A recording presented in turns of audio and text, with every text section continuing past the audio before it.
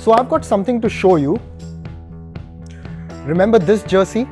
Now, what are your most cherished memories of India when they were playing with this jersey on them?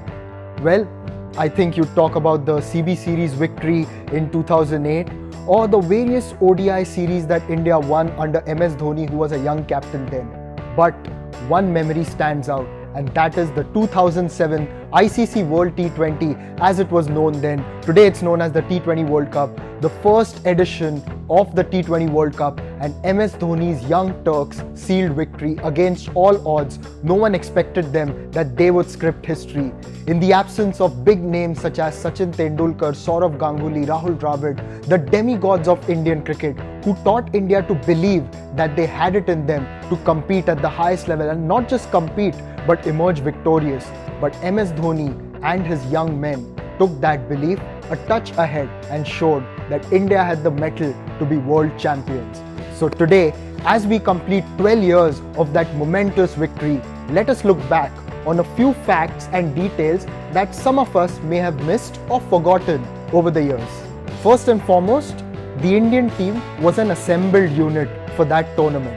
Remember that India had actually completed a long tour of England just 3 days before the start of the ICC World T20. On September 8th, they finished their ODI series in England, and on September 11th, the tournament started. Of course, India's game was scheduled later, but then 9 players from that ODI squad in England flew directly to South Africa. 6 others flew from India, along with a new cricket manager, and that was former India opening batsman Lalchand Rajput. In England, it was Chandu Borde who was at the helm. So this unit just came together under a new man at the helm, a new captain with a new territory to explore. The other interesting thing is that India had played only one T20 international coming into this World T20 in 2007, and that too was during the previous year when India visited South Africa for a bilateral series.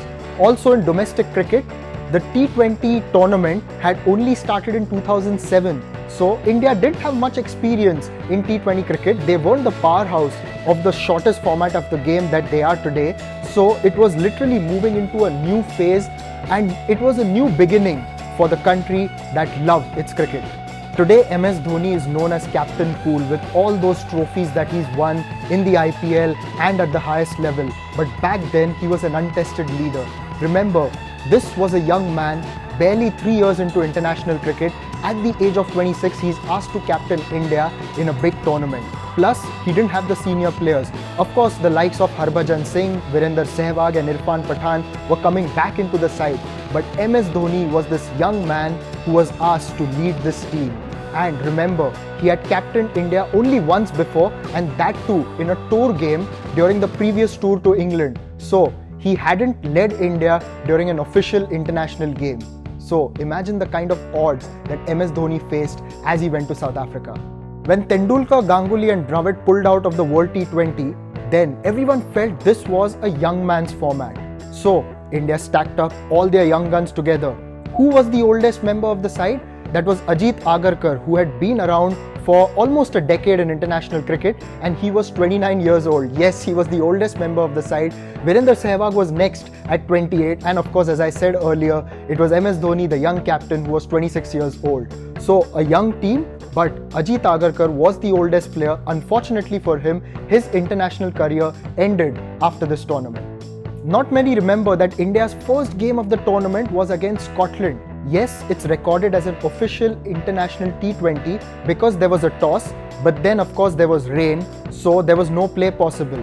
But also, there's something very special about that day. September the 13th, 2007, as MS Dhoni walked out to lead India for the first time in international cricket, all the way, miles away in India, the BCCI announced the inception of the IPL, and that ceremony was attended by all the big names of Indian cricket like Tendulkar, Ganguly, Dravid, Kumble, and international names such as Stephen Fleming and Glenn McGrath.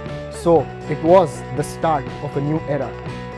People say technically India's tournament started with the game against Pakistan, the famous game which went into a bowlout. Funnily, Pakistan confessed that they were unaware that a tied game could be settled with a bowlout. In fact, on the other hand, India were ready for the bowlout and they had picked the likes of Virender Sehwag, Robin Uthappa, to actually go and bowl and hit the stumps. And that strategy worked as India won the bowl out 3-0 and Pakistan had missed all their shots.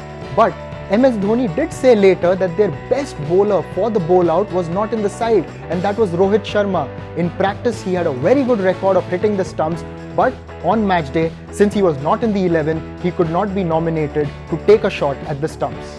Gautam Gambhir was India's leading run scorer in the World T20 2007. But let me ask you this, who finished behind him for India? Who was the second highest run scorer?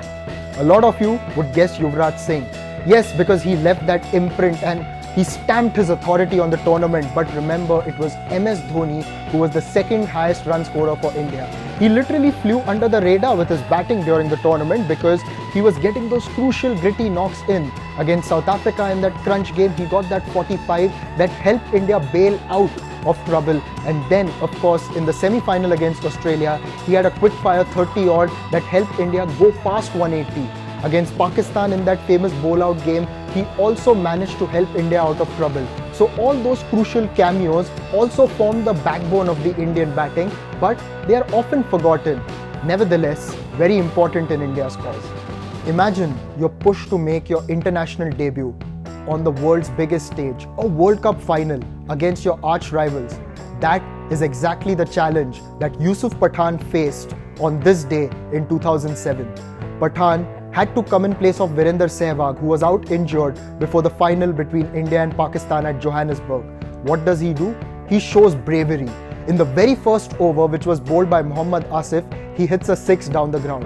Remember, Yusuf Pathan is the only man in history to make his international debut in the final of a major ICC event that includes the Champions Trophy, the World Cup, and the ICC World T20, or as it's known today as the T20 World Cup. Now, Virat Kohli and his men take T20 cricket very seriously. All these years later, the game has changed. Back then, T20 cricket was taken as a fun game, a young man's format, but today, it's all about utility. It's all about how you can win. So yes, with the T20 World Cup coming up next year, Virat Kohli and his men have a mission. And remember, they are motivated and inspired by what MS Dhoni and that group of young men did back in 2007.